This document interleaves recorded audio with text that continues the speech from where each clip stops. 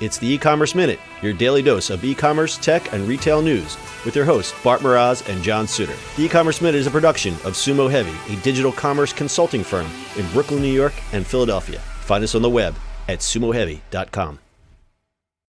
It's E-Commerce Minute, episode 292. In today's episode, Casper to open 200 stores.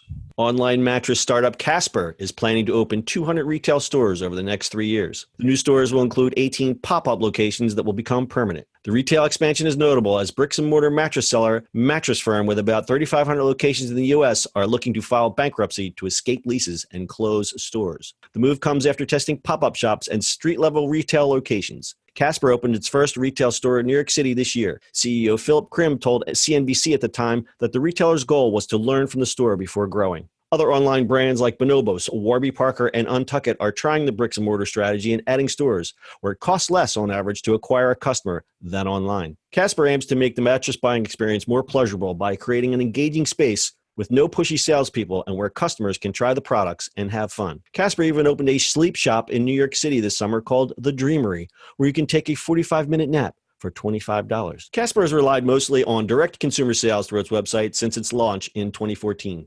The company sells 3 mattress models that range in price from $350 to $1,095, as well as other bedding supplies such as pillows and bed frames.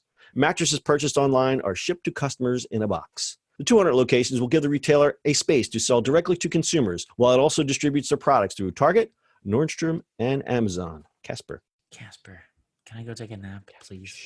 Shh, Bart's sleeping.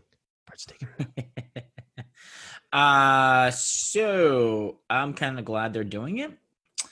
I get the idea that they ship a mattress to me and I have 100 days to sleep on it, but I don't want to go through 50 different mattresses to do that. This is correct. And I made a grave mistake. We bought a mattress about a year and a half ago and considered the Casper.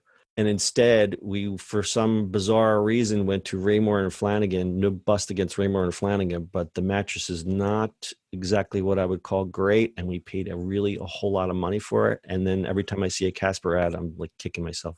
Mm-hmm. Well, there's a whole bunch of those kind of companies. So I'm kind of glad they're opening a stores more and more, because I think that's going to give them more visibility. It's going to give them the option of people just going and,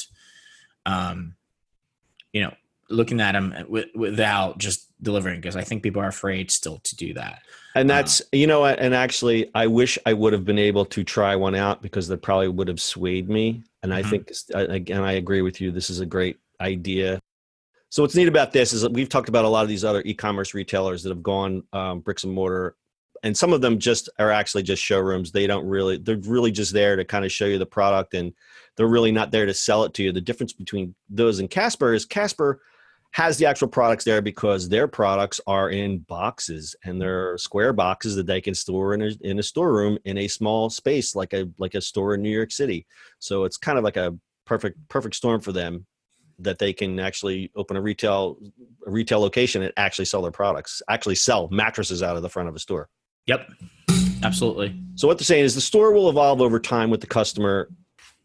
I've read a couple articles about the design. They really put a lot of thoughtful things into the design. And Bart, I sent you something in the chat, and I'll include this in the show notes, the pictures of the New York City store. They made it a real experiential thing. And I think that's the key word here, is that it's an experiential retailer thing, where it's not like if you ever go in a mattress firm, it's basically a square box, an open floor, and a bunch of mattresses on a floor, and a creepy looking guy trying to sell you mattresses.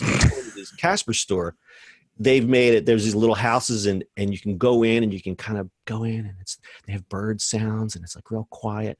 That's the kind of atmosphere you want to purchase a mattress, instead of some guy standing over you in a fluorescent lit store going, "Is the mattress comfortable? What do you think? You want to try another one?" And you roll over and there's like the creepy plastic on the bottom. If you look at this Casper store, it's very thoughtfully designed. And basically they're saying it's going to evolve. They're not just going to cookie cutter these and make a bunch of them. So what I really like about Casper is that they have a lot of, there's a lot of thought, a lot of design goes into it. And I think they need to do that because they have a lot of competition. They were the first to do the mattress in the box. I don't know if they invented it. I really have no idea. But you've seen now there's all these copycats. You have Lisa, There's one I saw in a magazine called Tomorrow, and there's Purple's. You know what's funny? Purple is doing this advertising campaign with my two favorite comedians, Tim and Eric, and it's the most bizarro, off the wall thing you've ever seen. Purple's advertising is basically the opposite of everybody else. It's just completely bonkers, off the wall, getting off of tangents. But anyway, experiential things I think are going to be real key for these e-commerce stores that are trying to come offline. And there's a great quote that Warby Parker's co-founder, I don't forget his name, he told Wall Street Journal, he says, I don't think retail is dead. Mediocre retail experiences are dead. And that, I think, is a jab to the mattress firm business model, where it's like, let's just put out 350 identical fluorescent lit dead boxes full of mattresses and hope the people will come. That's not going to work anymore. That's what happened to Toys R Us, my friend. I think a lot of things happened to Toys R Us. Yeah, it's one of them, though. I think someone over leveraged their debt. That's what I think. Well, yeah. Yeah. So, again, this is an exercise in experiential retail. I think it's great for Casper, and maybe we'll see some others follow suit. We're going to have I'm going to just link to the Business Insider story about the New York store because it's pretty interesting and there's a lot of photos in there. And that'll all be on our website, ecommerceminute.co, with full show notes and past episodes. Do you have anything else, Bart, before you take your nap? No, it's nap time. It's nap time. And that's your e-commerce minute for today. We'll see you on the internet tomorrow. Go to sleep. Stop recording. Stop recording right now. That's it for today's show. If you like the show, do us a favor and subscribe or leave us a review on iTunes. And don't forget, you can now listen to the e-commerce minute on your Amazon device. Just add e-commerce minute to your flash briefing.